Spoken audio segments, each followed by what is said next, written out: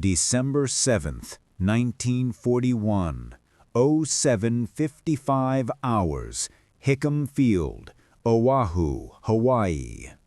The first bomb strikes before anyone can scream a warning. Captain Raymond Swenson feels the concussion wave slam through his chest as he stands beside his B-17C Flying Fortress. The world explodes into fire and chaos. Neat rows of Japanese Zeros screaming across the tarmac, cannons blazing, red circles stark against silver wings.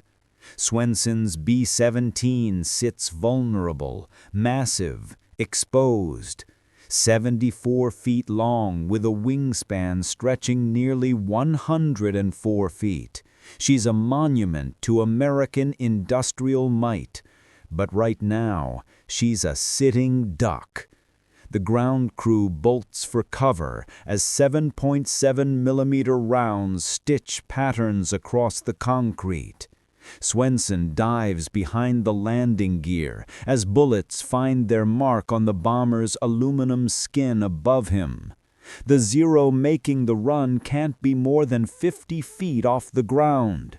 20mm rounds punch through the B-17's fuselage like paper. Fuel sprays from a ruptured tank, misting in the air before splashing across the tarmac. But the bomber doesn't explode. 3 more Zeros follow in a deadly ballet, methodically shredding each aircraft with casual efficiency. These aren't the new models with defensive armament. Most guns have been removed to save weight. They're defenseless. The attack lasts 90 minutes. When the last Zero finally banks away, the silence is worse than the noise.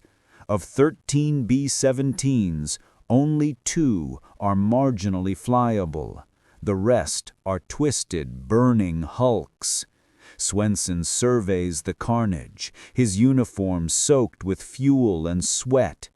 He's seen the B-17 mocked in the press, criticized by fighter jockeys who call it too slow, too big, too vulnerable. Today seems to prove them right. But Swenson knows something they don't. These stripped-down birds sitting in ruins aren't the real B-17. The Flying Fortress wasn't built to dogfight.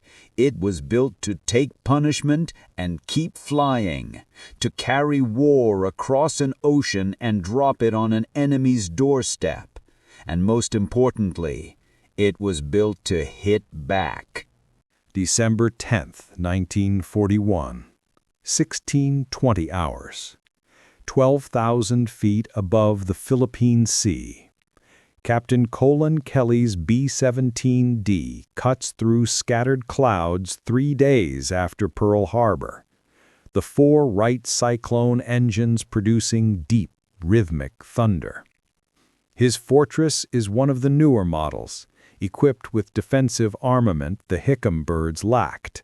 Twin .50 caliber machine guns in the tail, single guns in nose, dorsal, and ventral positions, and 2 more in waist windows.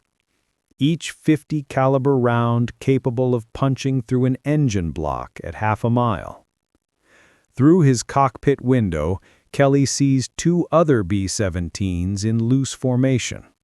They're flying low toward Vigan, where Japanese invasion forces are landing. The mission? Hit the transports, slow the invasion. There's no fighter cover. The P-40s are grounded. They're on their own. Target in sight, his bombardier reports. 11 o'clock, 20 miles. Even from this distance, Kelly can see dozens of Japanese transport ships clustered along the coast. Dark shapes moving on the beaches, troops, equipment, the machinery of invasion. "Fighters!" the shout comes from Meyer in the tail, voice cracking with adrenaline. 6 o'clock high, Zeros. 4 Zeros dive out of a cloud bank 3,000 feet above, coming down like hawks on pigeons. The first makes its attack run from 7 o'clock high.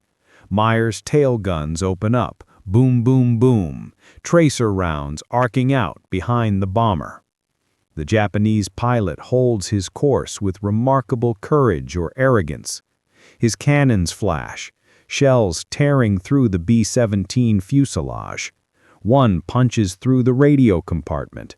Another smashes through the tail section, missing Meyer by inches. But Meyer doesn't flinch. His guns keep hammering, and suddenly the Zero's canopy shatters. The fighter breaks off, trailing coolant. "I hit him," Meyer's voice is shocked. "I hit the son of a bitch." The other Zeros press their attack from multiple angles. Kelly's top turret gunner swings his twin 50s toward a Zero approaching from 10 o'clock. He fires, and the Zero breaks hard right, whipping around in a climbing turn that seems to defy physics, then rolls inverted and dives back. But the gunner anticipated the move. His second burst walks right up the Zero's engine cowling. The propeller disintegrates, and suddenly the fighter is trailing thick black smoke, spiraling down until it hits the ocean 3 miles below. "Two down," Kelly's co-pilot shouts, voice mixing triumph and disbelief. The remaining Zeros circle, cautious now, staying just outside effective range. The B-17 is wounded. Kelly feels sluggishness in the controls, suggesting damage to elevator cables. But they still have a mission.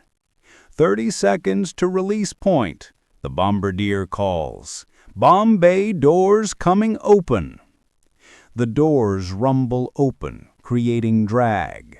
The Zeros sense opportunity. Coming in from opposite sides, a coordinated pincer attack. Kelly's waist gunners begin firing simultaneously. The B-17 becomes a flying gun platform, 50 caliber rounds streaming from 5 positions. 1 Zero presses its attack with suicidal determination.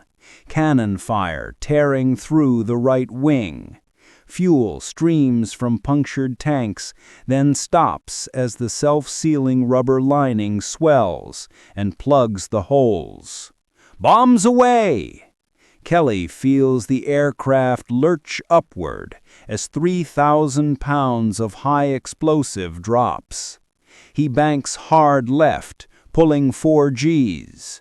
Through the cockpit window, he glimpses bombs tumbling toward the transports below. The Zeros don't follow into the clouds. When Kelly emerges on the other side, the sky is empty. Behind them, Vigan is obscured by a column of black smoke rising thousands of feet. Dahlquist's bombs landed directly among the clustered transports, sinking 3 and damaging 6 more. Hundreds of Japanese troops died on ships that were supposed to be safe. The Japanese High Command is furious. More importantly, they're surprised. The B-17 isn't supposed to defend itself effectively. But today, one crew shot down 2 fighters and completed their bombing run despite being attacked by 4 Zeros. The equation isn't adding up the way Tokyo expected. The mission to Rabaul, the Japanese stronghold on New Britain Island, launches with 6 B-17s carrying the latest improvement, a Sperry ball turret hanging beneath the fuselage like a glass bubble, protecting against attacks from below. They reach Rabaul at 1400 hours. Captain Harl Pease Jr. opens bomb bay doors as his photographer begins shooting reconnaissance images. That's when the Zeros appear, 12 in the first wave, more launching behind. The Japanese fighters reach attack altitude and immediately split into 3 groups, hitting from multiple angles. The lead group makes a critical mistake.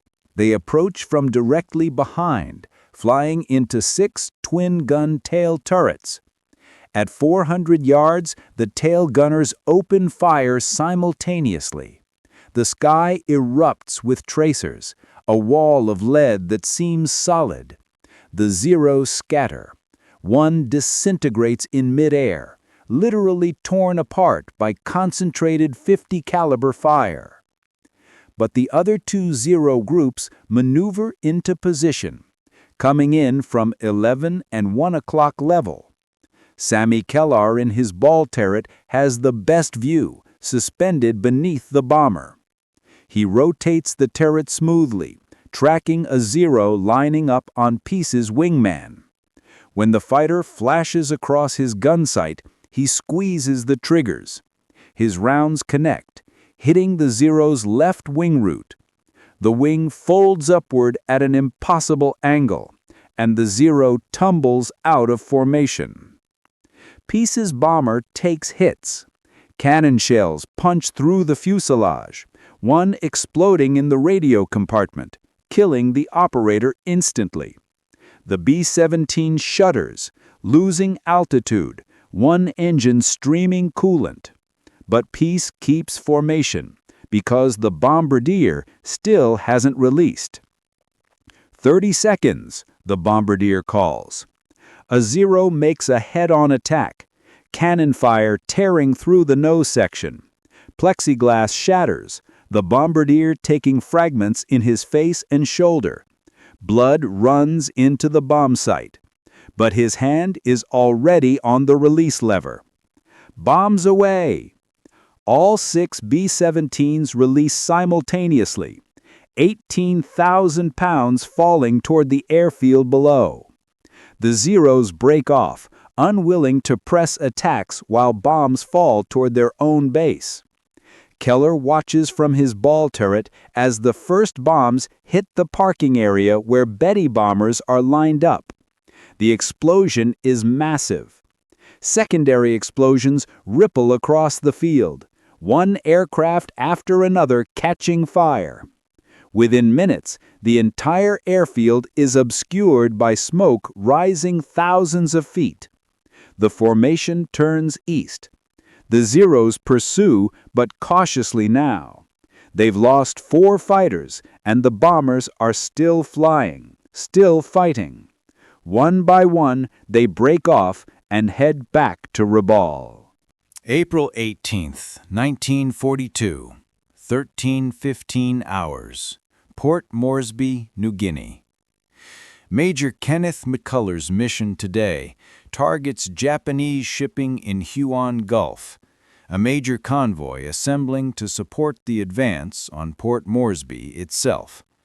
If the Japanese take Port Moresby, they'll have a base less than 300 miles from Australia. Every available B-17 is being thrown at the convoy. The flight takes 90 minutes. As they approach, McCulloch sees the convoy spread below, at least 15 ships, destroyers prowling the perimeter. It's the biggest concentration of Japanese shipping he's seen since the war started. It's also a trap. Fighters! The call comes from multiple positions simultaneously. Zeros are rising from hidden positions along the coast, at least 20, probably more. They've been waiting in ambush, engines idling. Now they're climbing at full power, racing to reach attack altitude. McCulloch's formation consists of 8 B-17s in a tight combat box. Not enough. The Zeros reach attack altitude just as the lead bomber opens bomb bay doors. The Japanese pilots have learned. They no longer attack from directly behind. Instead, they approach from below and ahead, climbing at steep angles, minimizing exposure to defensive fire while maximizing ability to hit the bomber's vulnerable nose and cockpit. The first Zero comes up at 60 degrees, appearing suddenly beneath McCulloch's nose. The nose gunner fires, but the angle is terrible. The Zero pilot holds fire until 300 yards, then triggers everything. Combined fire tears into the B-17's nose. Plexiglass explodes inward. The bombardier throws his arms up, shrapnel tearing through his flight suit. But the Zero has made a critical mistake. At the top of his climb, he hangs stationary for just a moment. Sammy Keller rotates his ball turret and fires. The range is point blank. His twin 50s pour rounds into the Zero's belly. The fighter explodes with shocking violence. McCulloch banks hard right to avoid flying through the fireball. 19 more Zeros press their attacks. The sky becomes a three-dimensional battlefield, tracers crisscrossing everywhere. To McCulloch's left, a B-17 takes catastrophic damage. A Zero's cannon shells hit the number 2 engine, and the entire nacelle tears away. Worse, fuel lines rupture, spilling gasoline onto hot engine components. The wing erupts in flames. The bomber holds formation for 15 seconds, then rolls inverted and begins a death spiral. McCulloch counts 4 parachutes. Not enough. The crew was 10 men. "Eaton, how long?" McCulloch's voice is steady despite what he's witnessed. Eaton's voice is tight with pain from his wounded arm. "I've got a good solution on the lead transport." The remaining 7 B-17s tighten formation. The Zeros are learning the hard way. One fighter flies directly between 2 B-17s, trying to hit the formation center. Defensive fire from both bombers converges on him. The Zero comes apart in midair, fuselage literally torn in half. McCulloch's aircraft shudders as cannon rounds hit the tail. Oil pressure dropping on number 3 engine, hydraulic pressure fluctuating, fuel consumption high, indicating a leak. They're accumulating damage like interest on a debt that will eventually come due. Bombs away. McCulloch banks left immediately, a hard combat turn away from the convoy. The other B-17s follow, formation staying tight despite damage. Keller watches the bombs fall from his ball turret. The lead transport is turning desperately, but it's too late. The first bomb hits water 20 feet from the bow, buckling hull plates. The second hits amidships, punching through the deck and detonating inside cargo holds. The ship literally lifts out of the water, the explosion breaking the ship's back. "Direct hit," Keller shouts. "She's breaking up." Behind them, other B-17s score successes. At least 4 large vessels are sinking or dead in the water, several others visibly damaged. The Zeros pursue for 20 minutes with sporadic attacks, but they're low on fuel and ammunition. When the last Zero breaks off, McCulloch allows himself to breathe. August 7th, 1942. 0645 hours. Henderson Field, Guadalcanal. Captain J. Zemer's B-17F touches down on Henderson Field's rough coral runway. The F model incorporates every lesson learned in blood: reinforced nose armor, heavier bomb loads, improved defensive armament. Zemer's bomber, nicknamed Old 666, carries more machine guns than any other B-17 in the Pacific, 14 50 calibers total, including extra guns he's installed himself in positions where regulations say guns shouldn't be. His mission today is reconnaissance of Japanese installations on Bougainville Island, supposed to be low risk, fly high, stay fast, take pictures, but Zimmer knows better. They reach Bougainville at 8:30 hours, flying at 25,000 feet. His photographer prepares the cameras while Zimmer makes a slow orbit. That's when the zeros appear. Not 4 or 6, but 25 of them, an entire squadron converging from different directions. Zimmer makes an instant decision. They can't outrun that many fighters, so he's going to fight them. "All guns, check in," he orders. "We've got about 5 minutes. Make ready." The first wave splits into 3 groups, 25 fighters against 1 bomber. The outcome seems inevitable. They press attacks with confidence, coming from multiple angles simultaneously. The initial barrage is devastating. Cannon fire tears through old 666 fuselage. Zimmer feels controls go mushy as cables are severed. Shrapnel tears through his right leg, shattering the femur. Pain explodes white-hot through his body. He grits his teeth and keeps flying. But old 666 fires back. The 1450s open up in coordinated barrage. Zimmer's bombardier triggers the nose gun at a 0, making a head-on pass. Rounds stitch across the fighter's engine cowling. The propeller explodes, and the 0 flips inverted. The photographer abandons his camera and mans a waist gun. A 0 flashes past at 200 yards. He fires, walking tracers along the fighter's fuselage. The canopy shatters, and the aircraft begins a lazy spiral downward.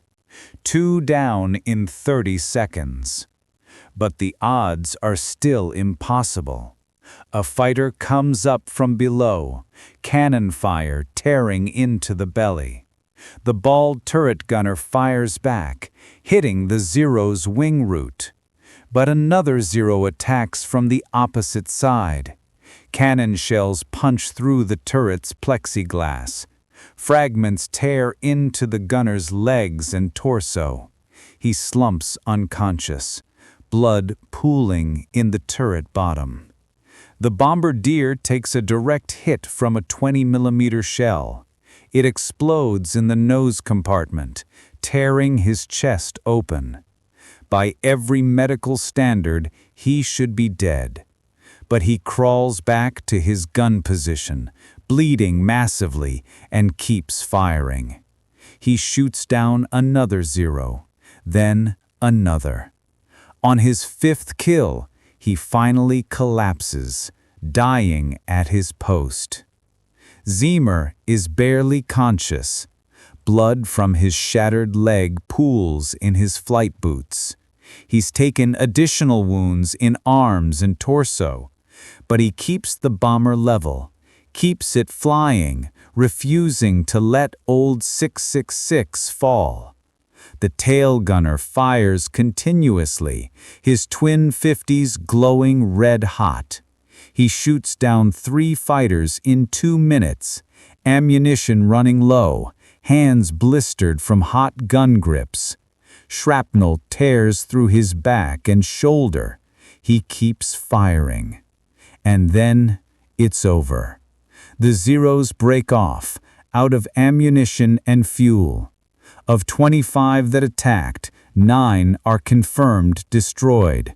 Several others trail smoke, likely to crash. The Japanese squadron has been decimated by a single B-17. Old 666 is in catastrophic condition. 2 engines dead, a third failing, hydraulics gone, oxygen system destroyed, fuel leaking from multiple tanks. Zeamer estimates 45 minutes of flight time remaining. Henderson Field is 90 minutes away. They make it. Somehow. Zeamer coaxes every bit of performance from the dying bomber. They reach Henderson at 10:45 hours. Zeamer so weak from blood loss the co-pilot has to help hold the controls. They come in without flaps or brakes, landing hot and fast. The B-17 touches down, bounces, and rolls for nearly a mile before stopping. Medical personnel pull Zeamer from the cockpit. The bombardier is dead, slumped over his gun. The ball turret gunner is critically wounded. 4 other crew members have serious injuries. The bomber has over 500 documented holes, several large enough to crawl through.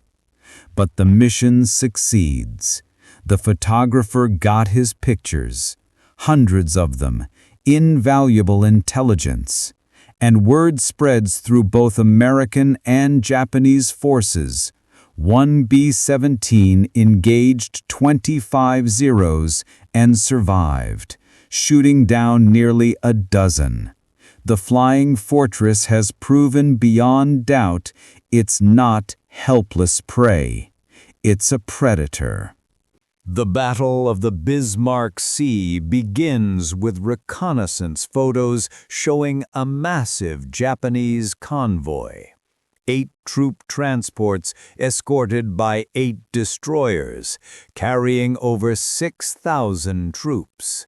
If the convoy reaches New Guinea, the Japanese will have reinforcements to capture Port Moresby and potentially push the Allies out entirely. The convoy must be stopped at all costs. 20 B-17s take off from Port Moresby, a mix of E and F models with crews who are veterans of dozens of missions. Major Bill Benn leads the formation, carrying a full load of 1,000-pound bombs. The convoy churns through moderate seas under heavy cloud cover. But the B-17s have radar now, crude but effective. They descend through a gap in the cloud deck and immediately come under heavy anti-aircraft fire. The Japanese have learned. Every destroyer has been equipped with additional anti-aircraft guns. The volume of fire is staggering, hundreds of shells per minute, creating a curtain of explosions. Black puffs of flak fill the air, each marking a near miss capable of tearing a bomber apart. Benn's aircraft shudders as a near miss explodes off the left wing, shrapnel punching holes through the skin but missing anything critical. He holds course, giving his bombardier the stable platform needed. A B-17 to his right takes a direct hit in the bomb bay. The bomber erupts in a massive fireball, fuel and bombs detonating simultaneously. 10 men gone in a heartbeat. "Bombs away!" Benn's bombardier shouts.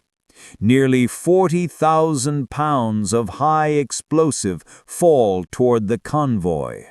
Ben banks away hard, not waiting to observe results.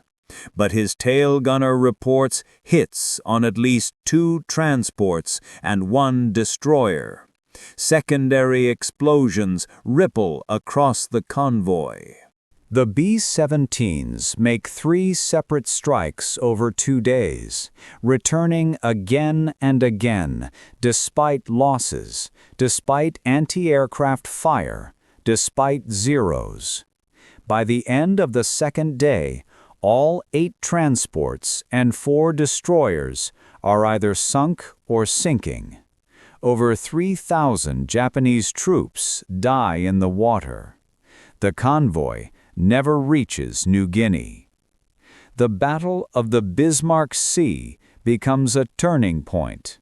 Japanese commanders now view the B-17 with something approaching fear. The flying fortress has evolved from derided, lumbering beast into the most effective strategic bomber in the Pacific. Its range allows strikes deep into Japanese territory. Its defensive armament makes it costly to attack. Its bomb load can devastate ships, airfields, and supply depots. And its rugged construction means it can take incredible punishment and bring crews home.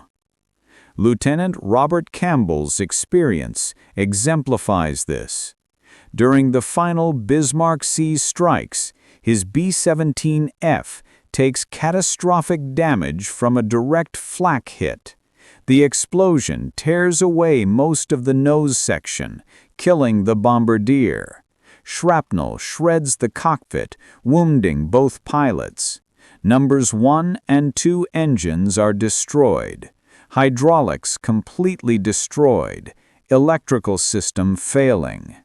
The aircraft should be unable to fly. But Campbell keeps it flying. He trims to compensate for asymmetric thrust. He hand cranks the landing gear down approaching Port Moresby. He comes in without flaps or brakes, with his co-pilot unconscious, and sets the crippled B-17 onto the runway so gently the ground crew can't believe it flew at all. Maintenance personnel count over 700 holes. The bomber is scrapped, but Campbell and his surviving crew walk away. June 1943, 1400 hours. Port Moresby Operations Center. Colonel Roger Ramey stands before a map of the Southwest Pacific, briefing newly arrived pilots about to fly their first combat missions. They're nervous, excited, cocky in the way only men who haven't seen combat can be. The B-17 is the finest aircraft in the Pacific theater. Not the fastest, not the most maneuverable, but the finest because it does what it's designed to do: deliver bombs to the target and bring you home. I've seen these aircraft fly with half a wing shot away. I've seen them land with engines on fire. I've seen them absorb damage that would destroy any other aircraft and still complete the mission. He points to a reconnaissance photo showing Rabaul's airfield cratered and burning. That's B-17 work. 3 months of steady bombing, day after day, until the Japanese can barely keep the field operational. They've thrown hundreds of Zeros at us.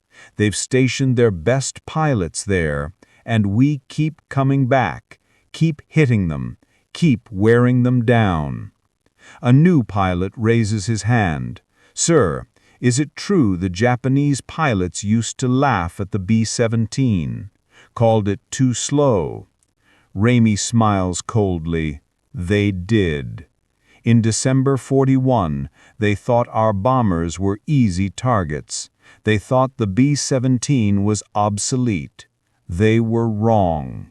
The B-17 wasn't designed for the war they wanted to fight: fast, aggressive, individual combat.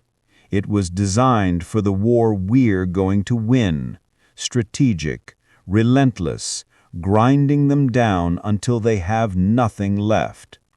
He taps the map, indicating red pins showing Japanese bases from Rabaul to Truk to the Philippines. Every one of these bases has felt B-17 bombs. Every one has seen the flying fortress overhead dropping ordnance, shooting down fighters, refusing to quit. The Japanese aren't laughing anymore. They're scrambling to develop tactics to counter us. They're pulling fighter squadrons from other theaters. They're fortifying bases because they know we're coming. The briefing room is silent. The new pilots are beginning to understand the weight of what they're about to undertake. Flying a B-17 in the Pacific isn't about glory or heroics. It's about showing up day after day, taking the hits, delivering the bombs, and coming back to do it again tomorrow. It's about being part of a machine that grinds forward, regardless of losses, regardless of opposition, unstoppable in its methodical advance. You're going to see things, Raimi continues, voice softer. You're going to lose friends. You're going to come back with your aircraft shot to pieces and crew members dead. Some of you won't come back at all. But every mission you fly, every bomb you drop, every Japanese fighter you shoot down, it all adds up. It all moves us closer to victory. He pauses, looking at each young face. The Japanese laughed at the lumbering beast. We showed them the beast has teeth, and we're going to keep showing them, mission after mission, until they're defeated. That's what the B-17 does.